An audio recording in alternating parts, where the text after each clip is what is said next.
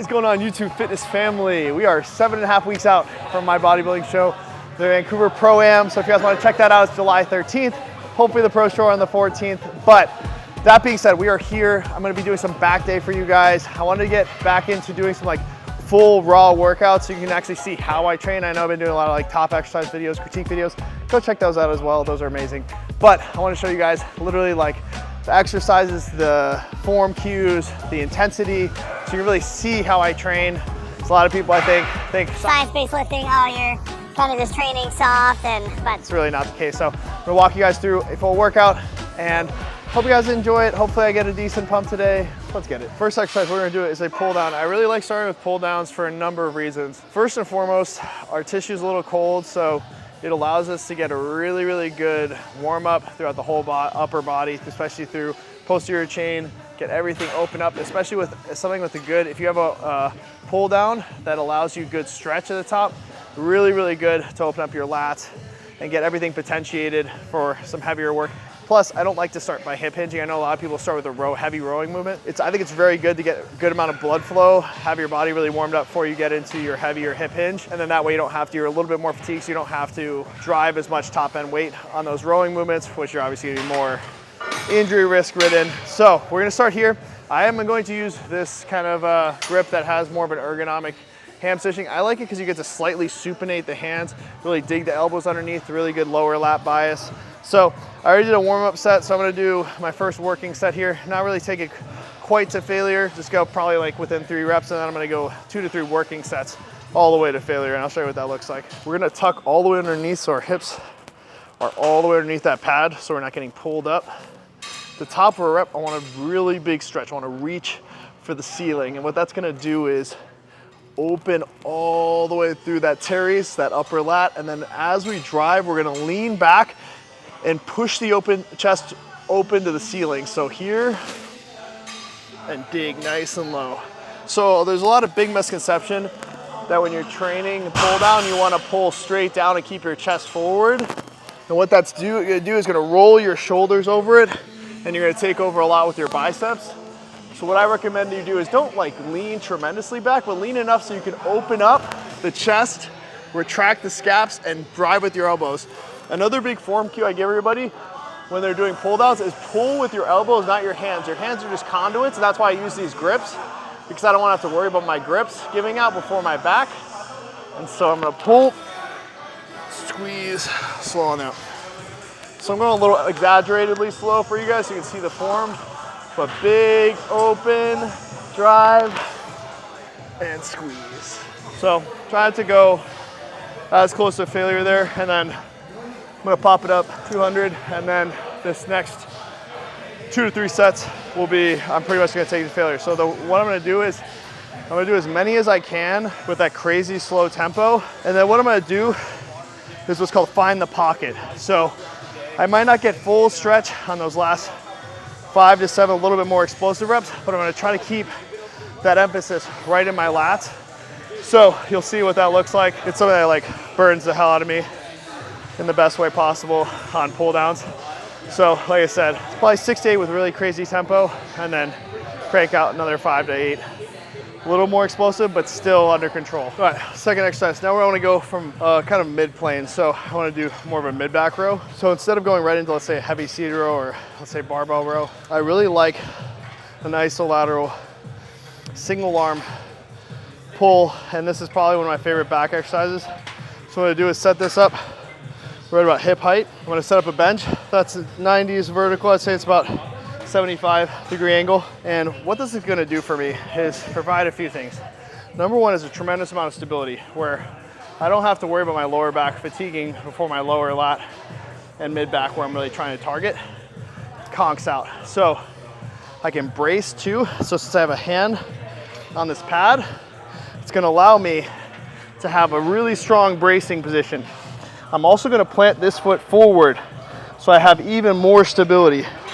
So even though I have, what is that, 210 pounds in one hand here, I'm very stable. And it's like it's a dual pulley, so it's probably like, if I were to have like a 110-pound dumbbell in my hand. See how I almost leverage out? So instead of being here, I push the body out. What that's gonna do is instantly expose my lat to tension before I even start my first rep. So a ton of stretch here. I have my foot planted so I can really drive through that front foot and then drive with that elbow. Nice and low and tight to the body. Just tuck it in. Really pull the chest open, scapular retraction.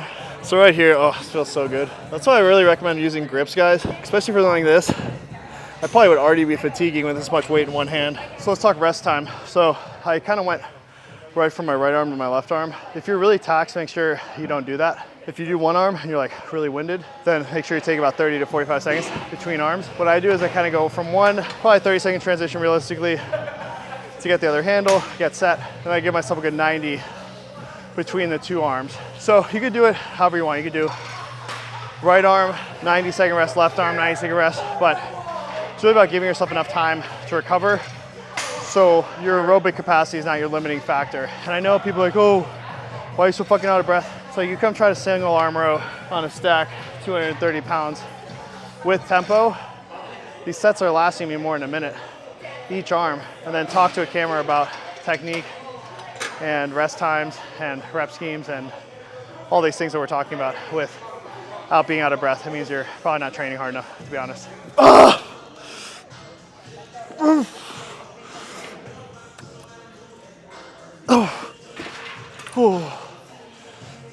Some top set feels. Ooh, we're in it now. But yeah, I mean, as you saw, end of my set, especially my last set, took some partials to failure. Just really trying to control it through the lat and get 1 to 2 partial reps. Just almost at pass failure point. It's gonna drive that extra little bit of hypertrophy, make that a little bit better every single time. All right, so next exercise. As I was mentioning, try to stay away from like heavier hip hinge until I'm warmed up, feel thoroughly warmed up. So I'm gonna do a deficit V-grip row. Most setups don't provide enough stretch. So what you'll see is I stretch with good posture. So I'm not gonna like collapse and like use my lower back a lot.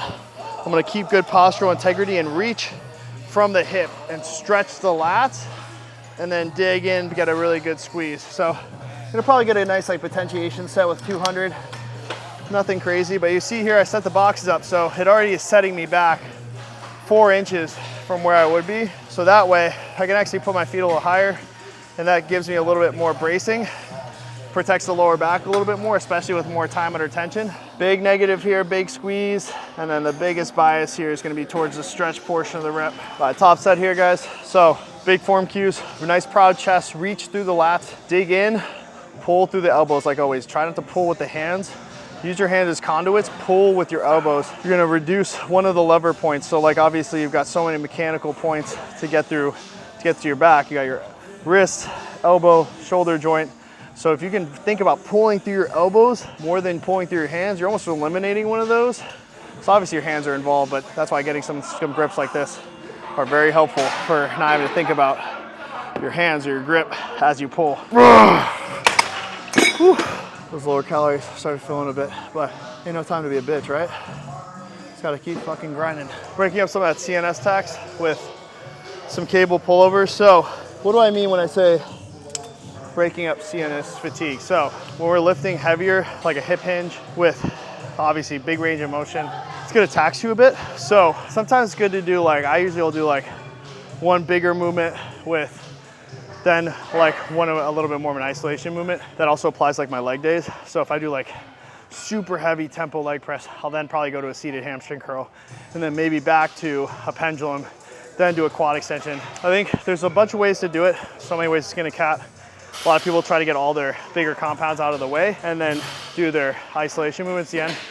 The only thing that becomes problematic with that is you can use your, let's say, pullovers or quad extension, hamstring curls, something that's a little less CNS fatiguing to break up the workout a bit. And what I think happens when you do that, the setup where it's like crazy big movements, CNS taxing, followed by your like ancillary type of, you know, let's say smaller, less fatiguing movements.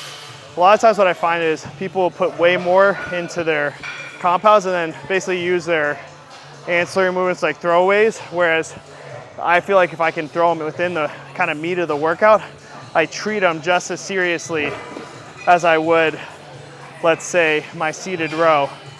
So pullover, a lot of people will put at the end of their workout and be like, oh, got some pullovers here. Let me just get a nice little like pump.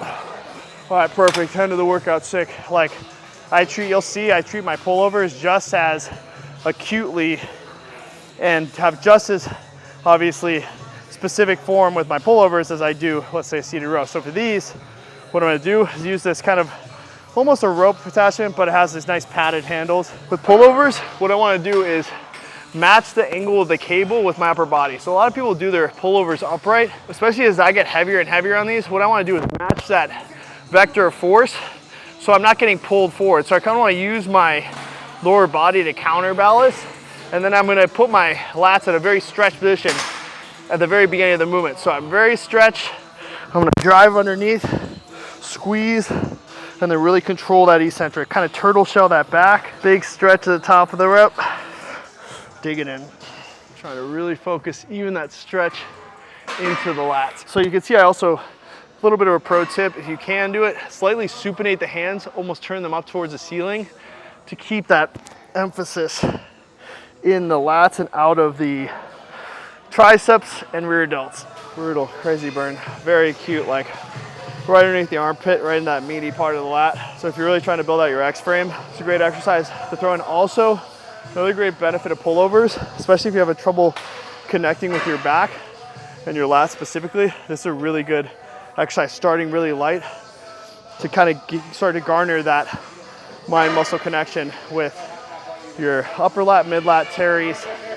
Really tremendous exercise to build up aesthetics without having, it's a very low injury risk exercise, and it's very easy to scale it up over time. Last exercise, we're gonna run it here. We're gonna do, I've already done kind of a mid back single arm, so I'm gonna do a high to low. So what we're gonna do is set up this bench here. So instead of it being mid, now we're coming from high to low. So it's whatever your preference is. You can either clear the hip. I like kind of stepping out here, exposing the lat, same thing. Now we're digging nice and low. You can get a slight supination with the palm to get that extra stretch. And this angle is fucking tremendous. People always wonder what I drink intra-workout. So today, I've got a little bit of intra-workout carbs, carb blend, and then I've got the HDLT pump product. And the other thing I have in here is Perilite. So that's basically aminos plus electrolytes. So especially with I'm being depleted, not as many carbs in my system, I'm peeing out a lot of my water, not holding on to as much, peeing out a lot of electrolytes. So good to replace electrolytes, especially training when I'm sweating. Literally best pumps I've ever had from a pre-workout. The products are amazing. Go check them out, guys. It's a wrap on the workout, guys. So really good pump there. I mean, feel a bit flat. Running a couple more low days before I can fill back up. So that's kind of the structure I use with Cal. We'll kind of dig, deplete, get our nice new low weigh-in on the scale, make sure we're really flat, and then get at least 1 to 1.5 days of super high carb, 900 to 1500 total carbs over like a 24 to 36 hour period. So don't forget, guys, like, comment, subscribe. Let me know if you like this kind of more raw, organic, full workout content where you can actually see my training, the intensity, the sets and reps, or if you like more of my more condensed kind of sit down content where I'm talking more high level about stuff. So let me know. I'd love to hear from you guys. Don't forget to check out my next video. I'll see you next time.